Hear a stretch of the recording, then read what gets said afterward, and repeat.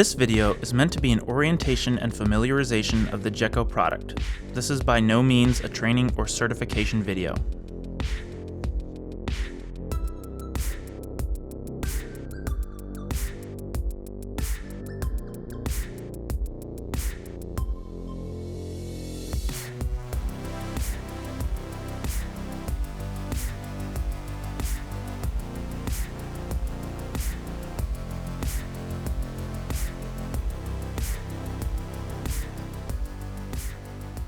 Walk around the unit performing a visual inspection, checking the following components: control station,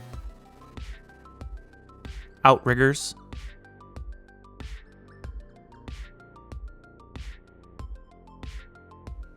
chassis, slewing ring, boom section, jib if installed,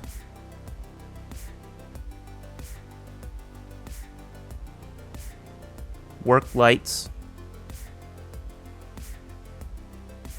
motor assembly,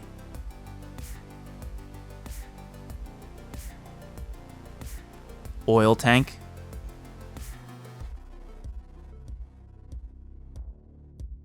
load block,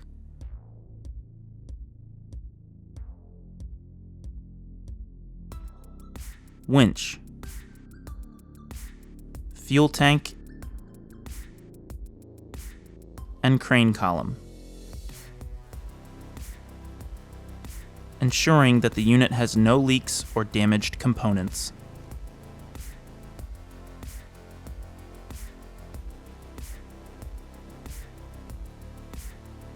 Prior to all unit operation, please be sure to secure all safety gear, including helmet, eye protection, safety vest, and gloves.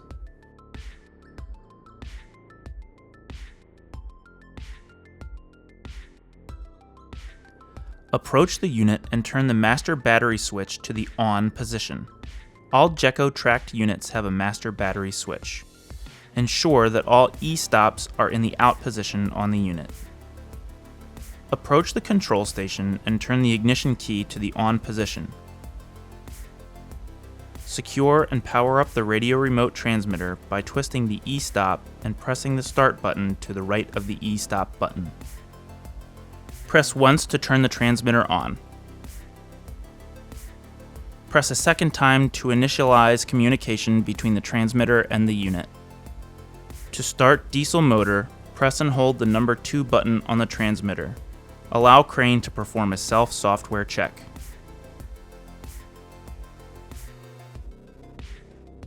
The first screen shown is the configuration screen.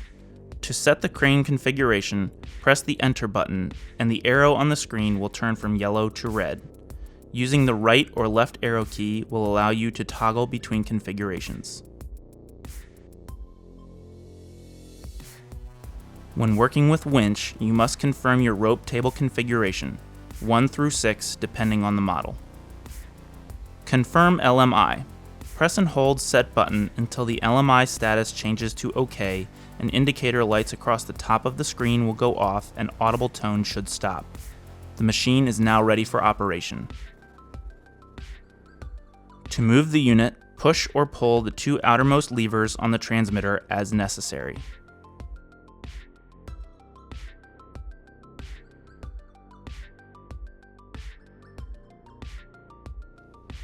To synchronize the tracks for straight movement, toggle the number 3 switch located on the transmitter. For greater stability and increased control, you can extend the unit's tracks. Locate the green button on the center of the unit console. While pressing the green button, utilize the 2 levers on the far right side of the console to extend the tracks. To deploy the outriggers, press the toggle to the corresponding outrigger you wish to move. While holding the toggle, operate the extend or rotate lever to position the outrigger to the desired location. To extend the ram down, pull the lever to the corresponding ram you wish to operate. Once outriggers have been deployed, press F2 button on unit console to check the stability of crane. You will see 2 or 3 green or red indicators per outrigger. Non-optimal deployment will be indicated in red. All 4 sets of ground pressure indicators must be green to obtain a load chart. Within the load chart, any areas shown in yellow or red indicates a reduced capacity work zone. Locate the outrigger location lock pin.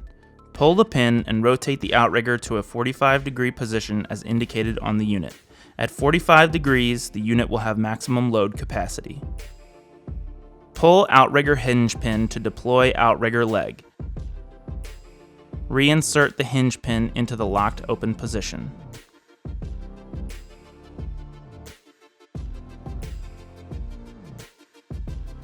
Locate the outrigger control levers just under the unit console. Push levers forward to lower the outriggers into the load-bearing position.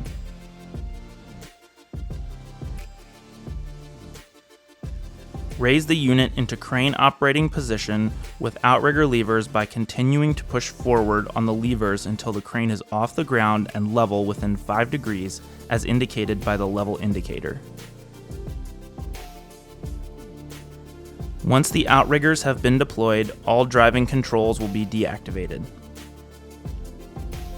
On the radio remote, the leftmost lever controls crane rotation.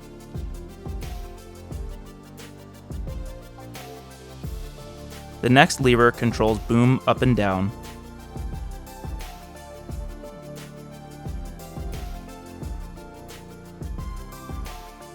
Followed by the third lever, which controls boom extension. And the fourth lever, which controls the winch.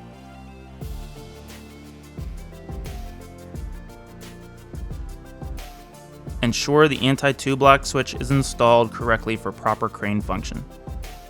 The load block must always be installed and the cable must always be under tension. The winch must never be allowed to spool without tension or load. All units in this video have the ability to pick and carry load. To obtain a pick and carry chart on the 527, the load block must be rotated over the console of the machine. The crane slewing gear pin must be locked to obtain a pick and carry chart. To obtain a pick and carry chart with tracks retracted, lock the crane slewing gear with rotation pin. To obtain a 360-degree pick and carry function, extend the unit's tracks to full width position. Pick and carry chart will be displayed.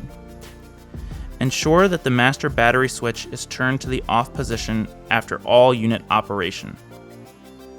Proper maintenance is necessary to keep the unit functioning at all times. Consult your local dealer and use maintenance manual for proper service schedule and procedures.